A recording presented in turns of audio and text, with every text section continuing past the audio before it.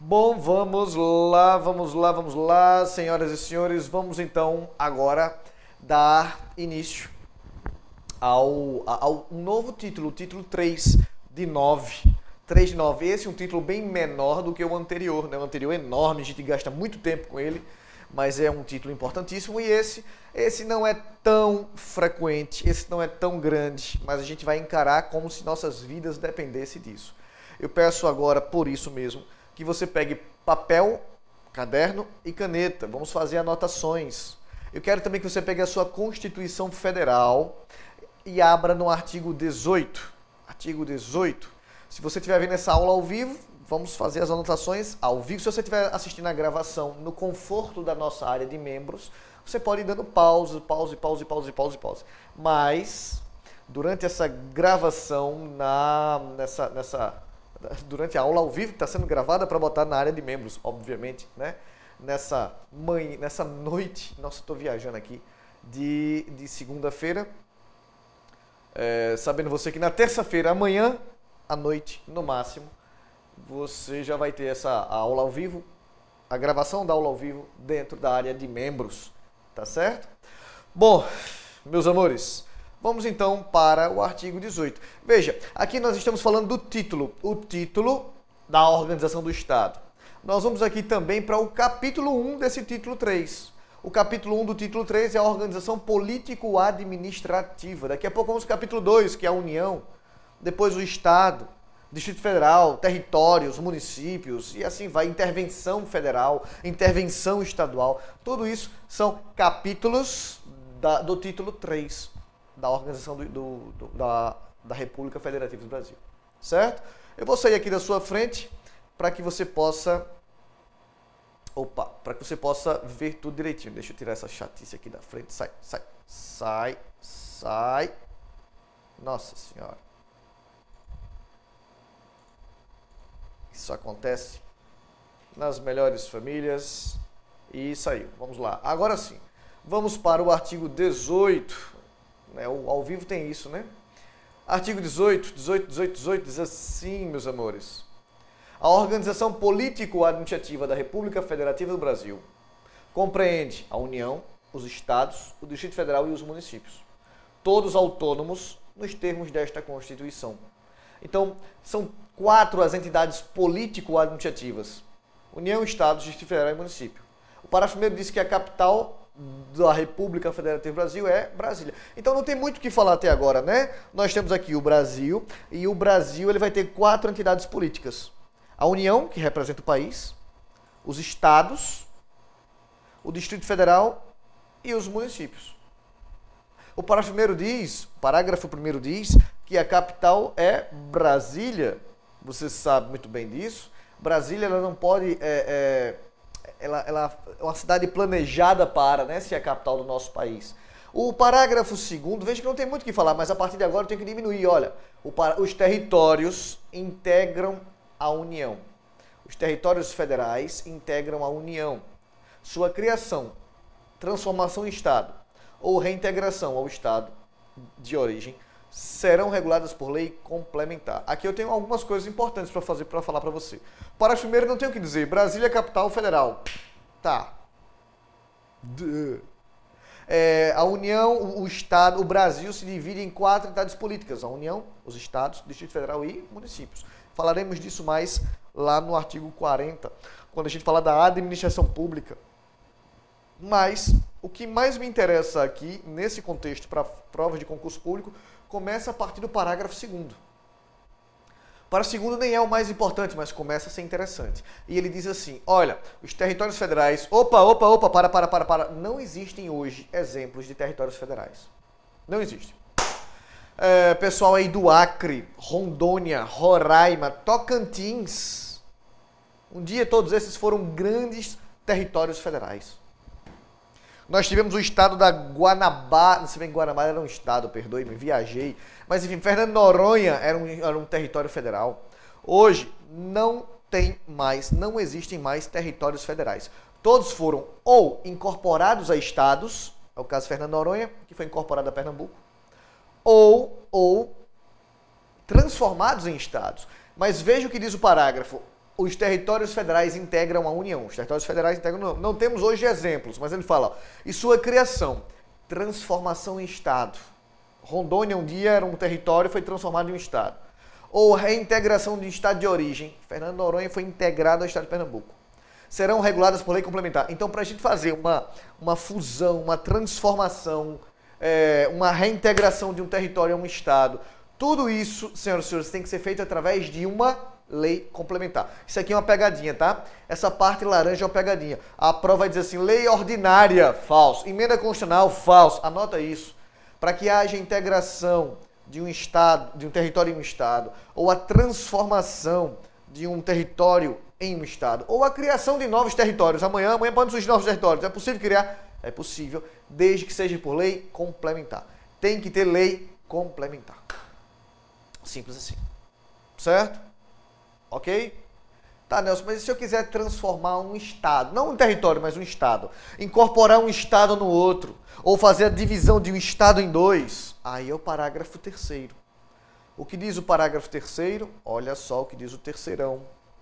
Os Estados podem incorporar-se entre si, subdividir-se ou desmembrar-se para se anexarem a outros Estados, ou formarem novos Estados ou territórios federais mediante a aprovação da população diretamente interessada através de plebiscito e do Congresso Nacional por lei complementar. Opa, peraí, aqui é um pouquinho, o buraco é um pouco mais embaixo.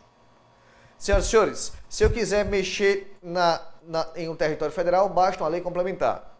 Se eu quiser mexer, transformar um Estado, eu preciso de mais do que uma lei complementar.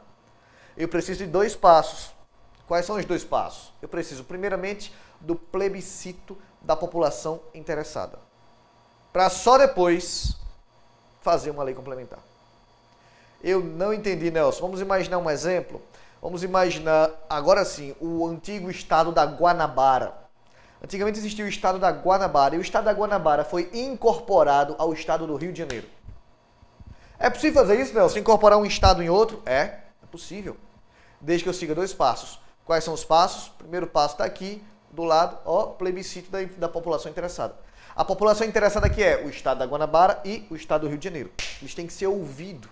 Lembra de plebiscito, né? Primeiro eu ouço o que o povo diz. É uma consulta popular. E depois eu faço, ou não, a mudança. O estado da Guanabara, senhoras e senhores, e o estado do Rio de Janeiro foram, um incorporou o outro. O Rio de Janeiro incorporou a Guanabara. Beleza? Pelas regras constitucionais atuais, eu preciso de quê? Plebiscito e lei complementar. Lei complementar. Mas aqui não é feito o território que faz só a lei complementar. Primeiro tem que haver o plebiscito.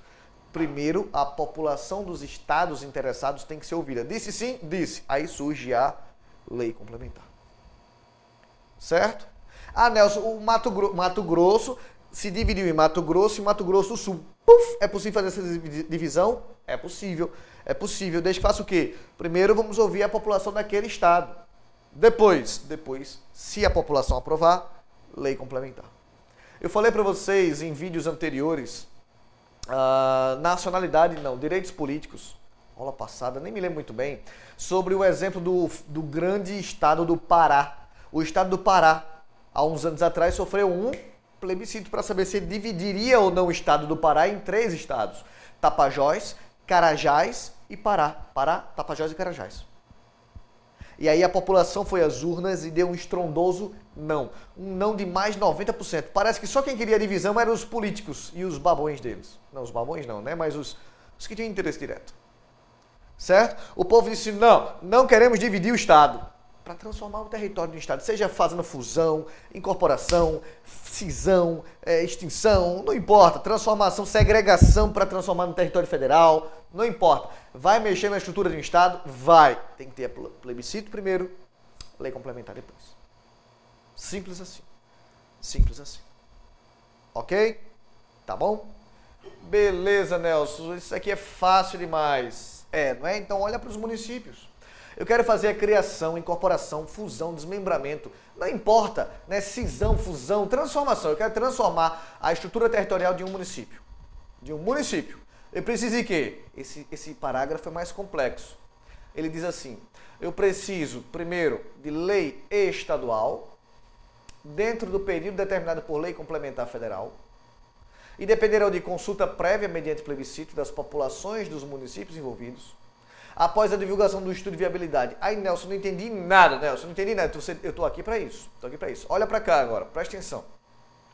Eu quero fazer a transformação de um município. Quando eu digo transformação é incorporar um município a outro, ou fazer a fusão de dois municípios em um, ou fazer como é que se diz? A separação de um município em dois, ou tirar um apêndice, um pedaço de um município e fazer dele um município novo, ou tirar um pedaço de um município e incorporar em outro município, não importa.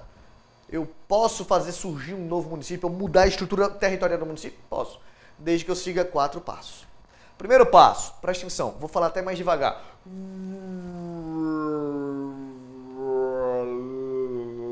Devagar, mas nem tanto. Primeiro passo, um município só pode surgir dentro de um período estabelecido por uma lei complementar federal. Uma lei complementar federal tem que dizer assim, olha, a partir de hoje, até os próximos 6 meses, podem surgir novos municípios. Ou podem ser incorporados, fundidos, eu falei fundidos. Podem ser extintos, pode se mudar, pode se transformar em estrutura territorial do município. A lei complementar federal tem que dar um prazo estabelecido. E aí, dentro desse prazo, 3 coisas acontecerão. Primeiro, estudo de viabilidade. Eu quero criar um novo município, esse município novo é viável? Eu quero fazer a cisão, a transformação, uma fusão, sei lá o quê. A viabilidade, tem que fazer um estudo de viabilidade para ver se esse município novo vai conseguir se manter ou se ele vai ser um peso para os cofres estaduais, cofres públicos estaduais e federais. Tenho que saber se esse município é viável. É viável? Não. Então morreu por aí. É viável? É viável sim, Nelson. Se o município é viável, se ficar constatado que o município é de fato viável, vamos para o outro passo, que é o plebiscito da população ou das populações interessadas, envolvidas. São 2 municípios que vão fazer a fusão entre eles, então tem que ouvir a população dos 2 municípios.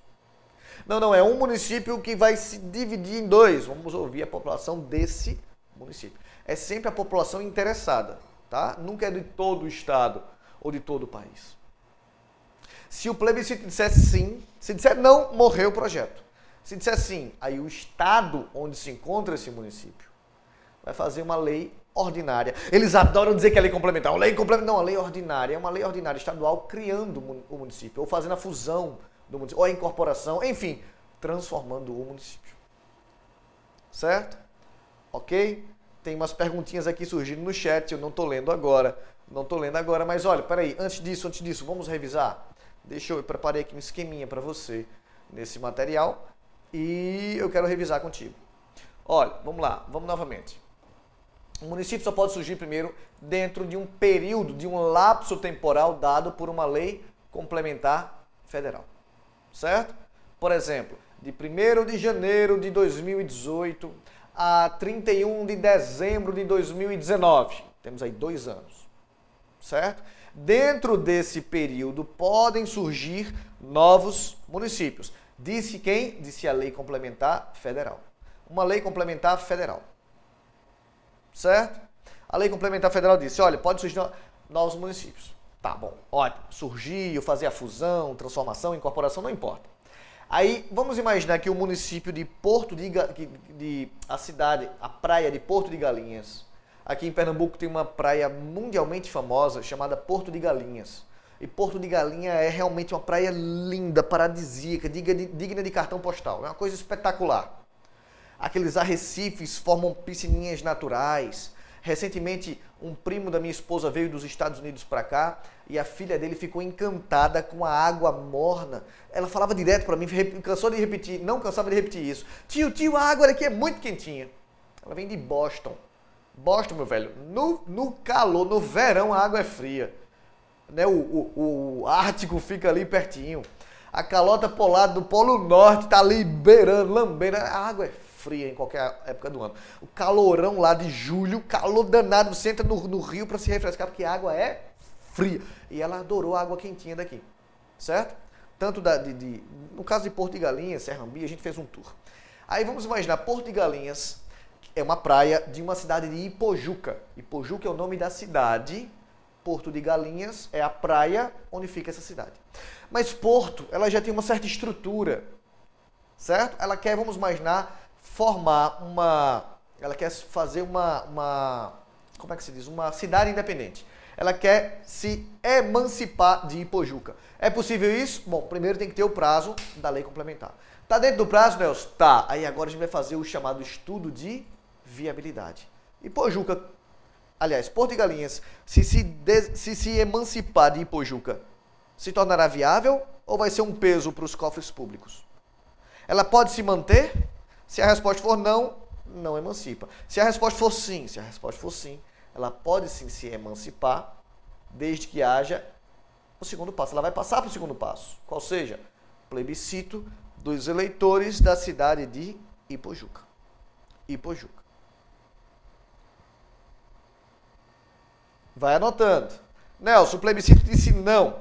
O pessoal lá de Ipojuca disse não, não quer perder a praia. Então não surge o município. Nelson, o pessoal disse sim, é possível sim, eles querem uma cidade, eles querem Porto de Galinhas independente. Então vamos para o estado de Pernambuco. Tem que fazer uma lei ordinária estadual, criando o município de Ipojuca. Simples assim. Simples assim. Certo?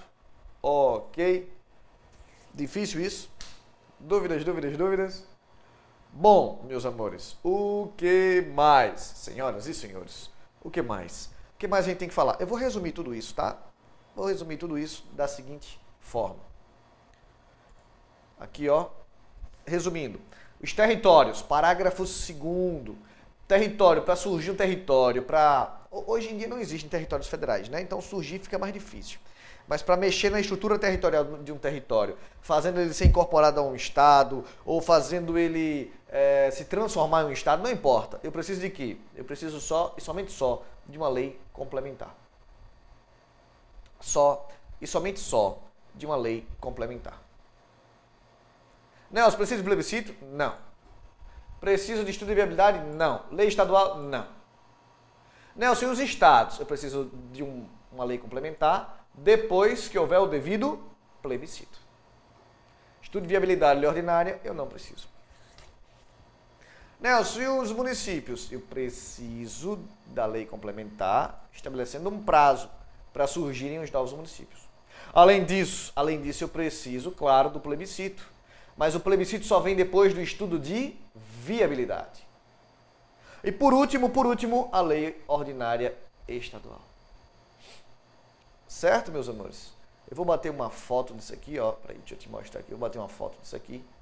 Vou para mandar para vocês, para deixar lá dentro da área de membros.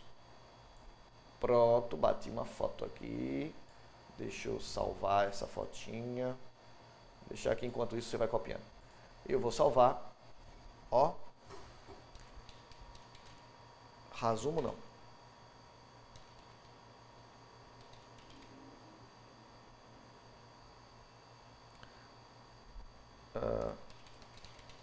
Pronto. Vou salvar aqui e fazer o upload para que você possa receber isso dentro da sua área de membros, tá bom? Ok? Então quem está copiando aí é estressado. Ai meu Deus, a área de membros vai estar lá tudo lindamente, maravilhosamente bem. Difícil isso? Difícil isso? Não. Constitucional é fácil. Constitucional é fácil. É tão fácil que eu vou continuar, tá? Depois, se você quiser, eu mando esse link para você, não tem problema. Eu vou deixar na área de membros também. Mas antes disso, vamos para o artigo 19. Abre aí, por favor, o artigo 19. Ele é bem pequenininho, não tem muito o que falar dele. O artigo 19 diz assim, meus amores. Olha, é vedada a União, é proibido a União, é proibido aos estados, ao Distrito Federal, aos municípios, é vedado o quê? De baixo para cima. Inciso 3, criar distinções entre brasileiros ou preferências entre si. Mas nós vimos na aula da nacionalidade que a União realmente não pode fazer uma lei distinguindo natos e naturalizados. Os estados muito menos, o município não, o Distrito Federal não. A única que pode criar distinções entre natos e naturalizados é a própria Constituição. Pode e criou, não foi? Pode e criou. Revisando aqui rapidamente, cargos privativos, cargos da linha sucessória, alguns cargos são privativos de brasileiros natos. Qual seja? Presidente, vice-presidente, presidente da Câmara, presidente do Senado e todos os ministros do Supremo Tribunal Federal. Membros de carreira diplomática precisam ser natos. Os oficiais das Forças Armadas precisam ser natos e o ministro da Defesa precisa ser nato. Além disso, os membros do Conselho de Defesa Nacional, 6 deles são escolhidos livremente, mas precisam ser brasileiros natos. Quem mais, Nelson? A extradição. O Brasil jamais extraditará um brasileiro nato. E o artigo 222. Só os natos ou naturalizados há mais de 10 longos anos é que podem ser donos de empresa de comunicação em massa. Jornais, revistas, televisões, periódicos e por aí vai. Tá? Olha para o inciso 2. Olha para o inciso 2. Ele diz assim. Recusar fé aos documentos públicos. Bom, se há um documento público, se o governo expedir um documento, ele não pode negar a existência desse documento. A veracidade das informações desse documento. Certo? Não pode negar fé, é dizer, não, eu não reconheço meu próprio documento. Isso ele não pode. E por fim, estabelecer cultos religiosos. Não pode, veja, estabelecer cultos religiosos ou igrejas. Veja, nós já vimos isso. Nosso país é um país laico, ele não tem religião oficial. Não pode subvencionar as igrejas, embaraçar o funcionamento, atrapalhar. Embaraçar-lhes aí é atrapalhar o funcionamento ou manter com eles, os seus representantes, relações de dependência ou aliança. Nós não podemos ter essa religião oficial. Ressalvadas, na forma da lei, a colaboração de interesse público. Cara, a gente já viu isso. Aqui, ó, artigo 5º. Lembra disso? Incisos 6, 7 e 8. A inviolável liberdade de crença, consciência de crença, sendo assegurado livre exercício. Por isso que eu não posso embaraçar o funcionamento de ninguém.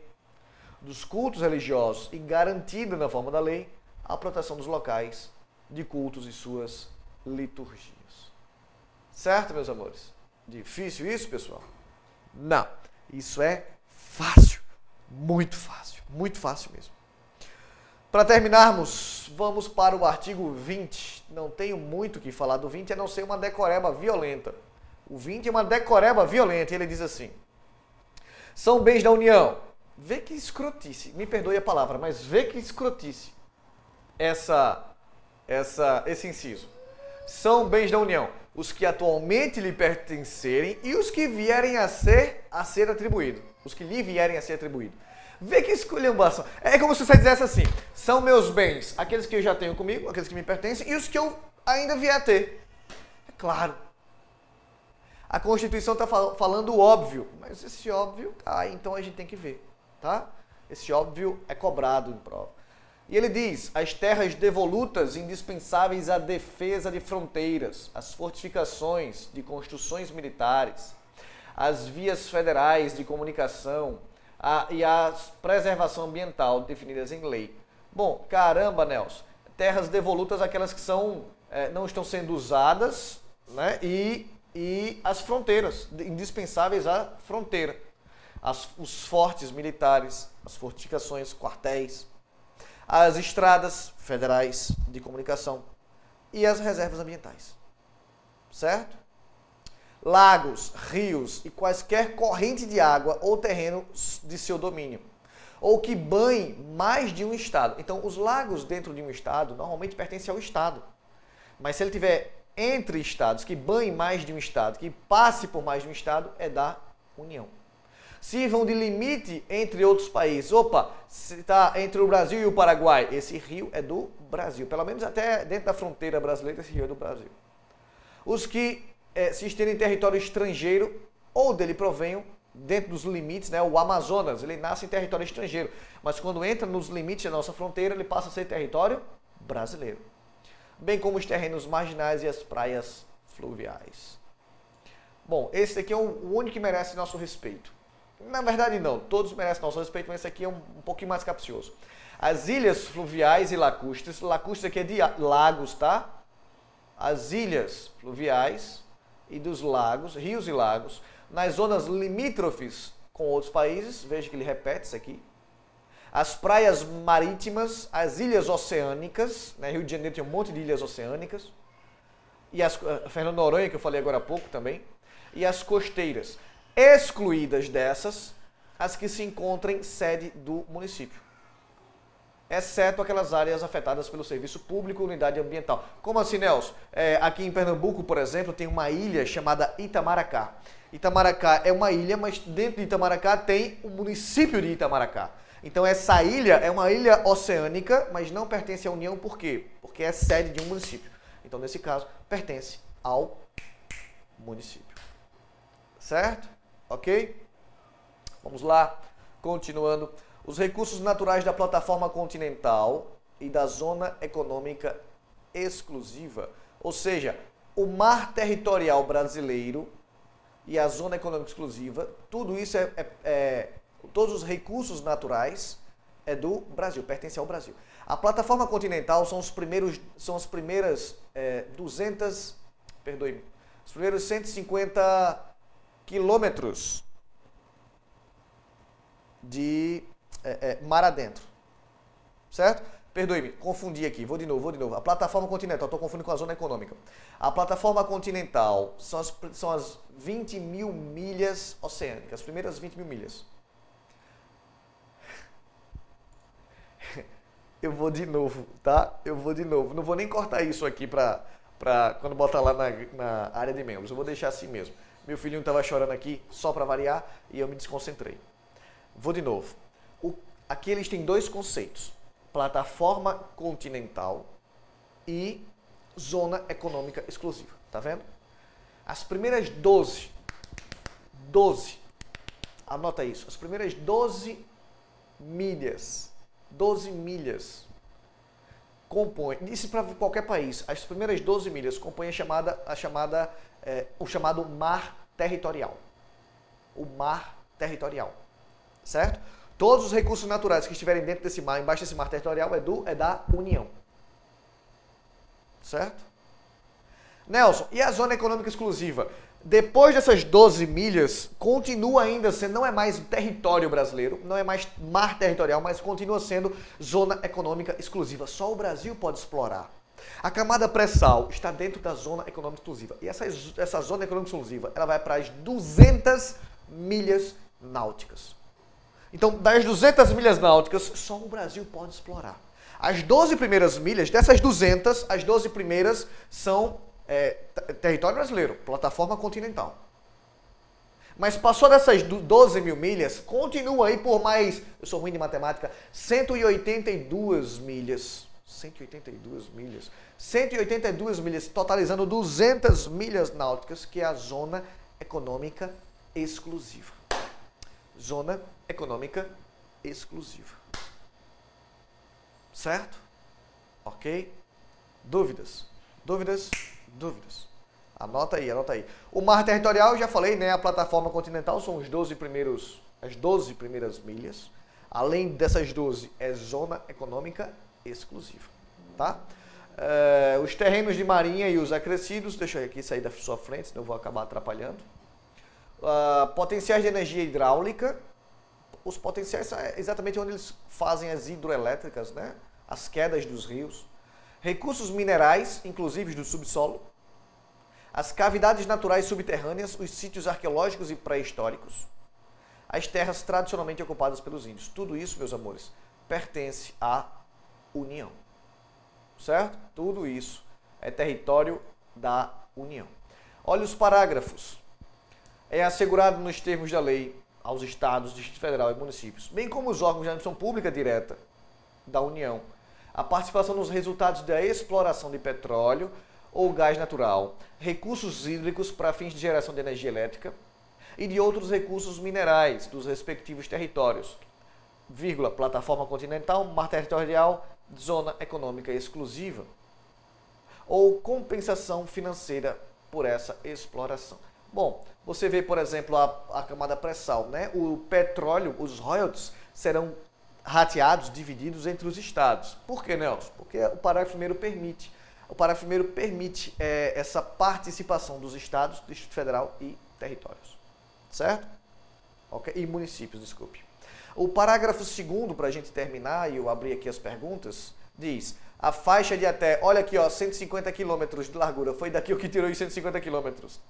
Mas faixa de até 150 quilômetros de largura ao longo das fronteiras terrestres, olha, não são as 12 milhas náuticas do mar territorial, aqui ele está falando de fronteira terrestre, certo? A fronteira que vai lá do Rio Grande do Sul, fazendo fronteira com a Argentina, Uruguai, Paraguai, passando, subindo aí por Mato Grosso do Sul, Mato Grosso, que mais? A região centro-oeste, norte, indo até lá nas Guianas e Guianas francesas, com o Pará. Toda essa faixa é territorial, zona territorial, fronteira terrestre. Pois bem, ele diz aqui, ó, a faixa de até 150 quilômetros de largura ao longo da fronteira terrestre, designada como faixa de fronteira. A faixa de fronteira tem 150 quilômetros de largura. É considerada fundamental para a defesa do território nacional. E sua ocupação e utilização serão reguladas em lei. Como assim, Nelson? Pessoal que mora, por exemplo, em Ponta Porã. Ponta Porã, para quem não sabe, é uma cidade que fica na fronteira com o Paraguai, né? Pedro Juan Caballero é a cidade que faz fronteira com Ponta Porã. Ponta Porã fica no sul do Mato Grosso do Sul. Não sei se tem alguém de Ponta Porã me assistindo aqui agora, nesse exato momento. Eu tenho vários alunos de Ponta Porã. Mas enfim, o pessoal de Ponta Porã aí, eles estão dentro dessa faixa de 150 quilômetros da fronteira lá do Brasil com o Paraguai, entrando Brasil adentro por 150 quilômetros. Isso é o que chamamos de faixa de fronteira. Nelson, eu posso ocupar, eu posso construir minha casa, eu posso ocupar? Pode, mas a ocupação e a utilização desse território é regulada por lei. A lei diz, por exemplo, a lei diz que, no caso de guerra, eles podem pegar a sua propriedade sem nenhum aviso prévio, repelir a invasão e depois devolver, com a devida indenização. Já vimos isso no artigo 5º, inciso 25. Não foi? Bom, senhoras e senhores, deixa eu abrir aqui para perguntas e daqui a pouco a gente volta.